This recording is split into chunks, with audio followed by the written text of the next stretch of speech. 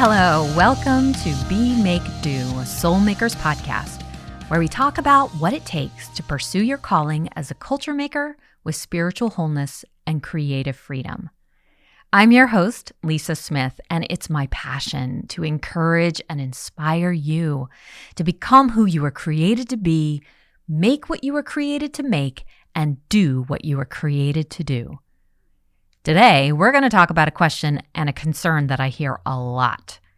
How in the world do I find the time and energy to do what I love, contribute something positive to the world, make a living, and be fulfilled as a person and an artist? Great question. So let's dive in.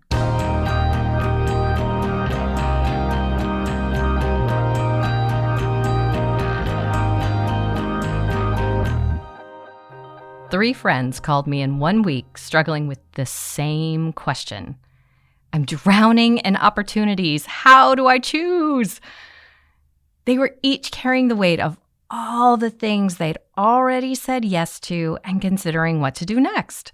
Jobs that pay, gigs that provide visibility and cachet, awesome, fun events they didn't want to miss, opportunities that help people and bring good to the world, not to mention all of their own amazing, fantastic, personal, artistic ideas. And in the midst of all of this, they're asking, how in the world do I find the time and energy to do what I love, contribute something positive to the world, make a living, and be fulfilled as a person and an artist? That's a lot. But it's a common struggle, and I certainly struggle with it, and I'm sure you do too. When that faucet of opportunity has been turned on, you want to drink every last drop. Whether it's to teach a class or do an exhibit or be a part of a performance or record with another band, you want to say yes to everything. And maybe that's because you're afraid that those opportunities won't come again. Or maybe because you never know where it might lead and you're afraid of missing out. Or maybe you're just passionate about so many different things that not doing something would feel like you're betraying yourself and your calling. As creative people, the possibilities really are endless.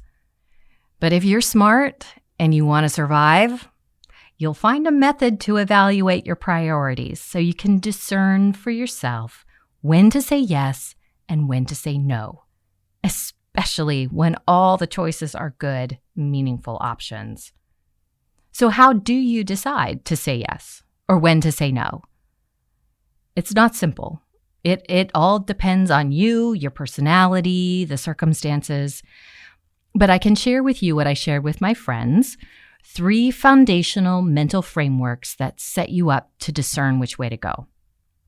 So first, you have to have a clear understanding of why you create, your motivation. Second, you need to define success for yourself. What do you really want? And then be faithful to that. And third, you really need to get that every time you say yes, it costs you something. Ultimately, the choices are up to you, but having a solid understanding of these 3 ways of thinking will give you clarity to be intentional when making the difficult choice to say yes or no. So first, you need to identify what motivates you as an artist. That's the ultimate actor's question. What's my motivation? And it's yours too, no matter what kind of art you make. Your motivation for creating is unique and personal to you. It's your why.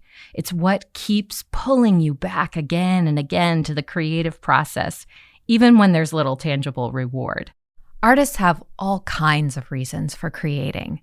Some feel the artist's role is to affirm and glorify life, like the choreographer Alvin Ailey, who saw his work as a way to show my people how beautiful they are. Isn't that lovely? And then on the other hand, you have Brecht, a playwright we studied in drama school, who famously wrote, "Art is not a mirror to be held up to reality, but a hammer with which to shape it." I kind of get both. And then there are some creatives who just work simply because they can't help it. It's a romantic personal, spiritual expression, while there are others who are just highly disciplined and devoted to the craft, like Michelangelo, who said, if people knew how hard I worked to get my mastery, it wouldn't seem so wonderful at all. And then there's always people like Andy Warhol, who didn't take it all so seriously. He wrote, "Don't think about making art, just get it done." So you may say, oh, yeah, to all of those quotes and recognize something of yourself in each. But I caution you to not synthesize so quickly.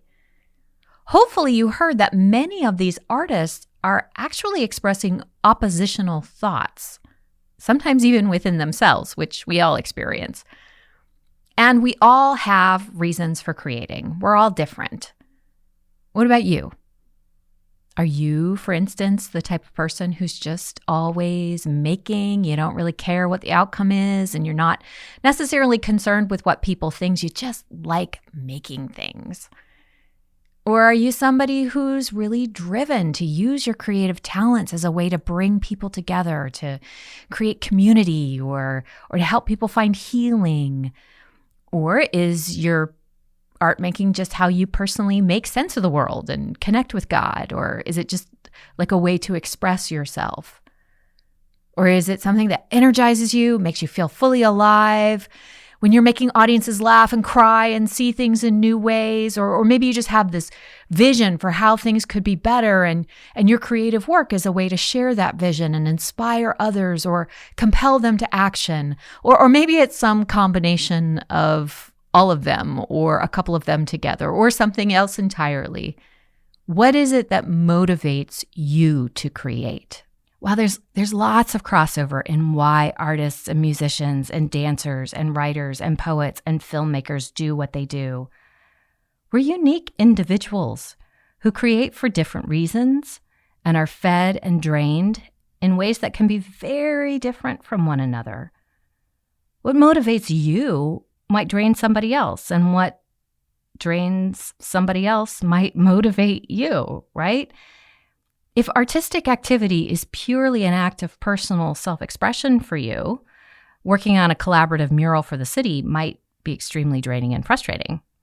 So that might need to be a no for you, regardless of how great an opportunity it seems. Or on the other hand, if you are driven to bring people together through your artwork, and you thrive on creating spaces for others to discover their creative gifts, then probably working solo in graphic design won't fill that need. So if you do say yes to that job, then you're going to need to find additional spaces to feed what motivates you to create in the first place. And if you don't create those spaces, you can get burned out and confused. You might, you find yourself asking, if I'm using my artistic gifts, why aren't I feeling fulfilled? But if you understand your motivations, you can consider them more intentionally when evaluating your options. For instance, you might be in a situation where financial security is a non-negotiable priority for you right now. So taking a job that allows you to be creative or use your artistic gifts may seem like a logical choice. Get paid, use your artistic gifts. No brainer, right? But if your motivation for creating is primarily self-expression, you could be setting yourself up for disappointment. Maybe it seems like a good opportunity because it combines your very real need with your talents. But if your motivation for creating isn't being fulfilled, you could be better off saying no and looking for a job that uses a different part of your brain and other skill sets and just reserves your creative giftings for your personal projects. That way you can come to your creative work fresh and with the freedom to express yourself without the baggage and frustration that might have come along with the other job. Like I took a part-time job as a middle school theater teacher one year because my goal was to make a living solely from theater-related activities. But teaching improv to 8th grade boys is not for lightweights. It drained me, and I soon returned to my admin day job. And I adjusted my goals to better connect with my artistic motivations. And I was so much happier in the end. I ended up pouring all my creative energy into developing my own theater company on nights and weekends. And then I worked my day job during the week. And even though it was way more hours and more work, I was way more fulfilled and energized because I was just free to get lost in the world of creative risk and discovery. And my bills still got paid, so win-win. Let's take a quick break.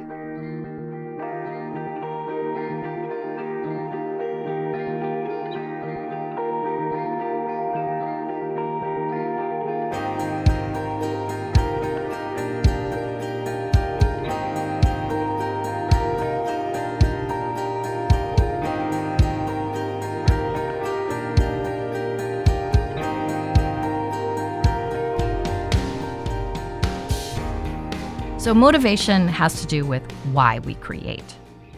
Success has to do with our goals for our work. And that's our second framework, defining success for yourself. Just as it's essential to clearly understand your motivations for creating, it's so important to get clear on your goals and your definition of success. It's a dangerous game to take on someone else's definition of successful artist, quote unquote. It's so easy to see someone else's path and try to follow them. But if what motivates them, their personality, or their goals are different than yours, you're setting yourself up for a world of disappointment and frustration. In fact, I don't believe success is even a very helpful term for us as soul makers. I think a better way to think of it is faithfulness. I'm all about finding the right questions or finding better questions. So rather than asking, what is success? I think a better question is, what does it look like to be faithful to and with my artistic gifts? Let me say that again. Instead of saying, what is success? A better question might be, what does it look like to be faithful to and with my artistic gifts? Faithful to the development and best use of the gifts God has given you, and then to be faithful with those gifts. All gifts come with a responsibility, the responsibility to gratefully receive, to use, and then to freely give away out of the overflow. With that in mind, you can list for yourself what you want from your artistic pursuits, what you want your life and your relationships to look like. What are your goals? What does it look like to you to be faithful to and with your gifts and opportunities? And then, what choices make sense right now to help you work towards those ultimate goals? And what do you need to do to make sure you're feeding your creative motivations? So you see how understanding what's important to you, what motivates you as a creative, can help you identify what success is for you. Like Michelangelo and Andy Warhol would be miserable in one another's versions of success. Why should you follow someone else's? The clearer you are on what success or faithfulness in your artistic life is for you, the easier it will be to say no. But better than that, it'll free you up to say yes without hesitation and regret, because you'll know for you it's worth it. So this idea of it being worth it brings us to our final mental framework. It's one thing I've worked really hard to own for myself, and that is that saying yes costs you something. We're all kind of aware that it costs us time to say yes, and we say yes because of what we're hoping to get out of it, or because of what we want to give to others. So we usually consider the payoff for the cost of the time. But I bet you highly underestimate how much energy it will cost you, how much precious creative energy.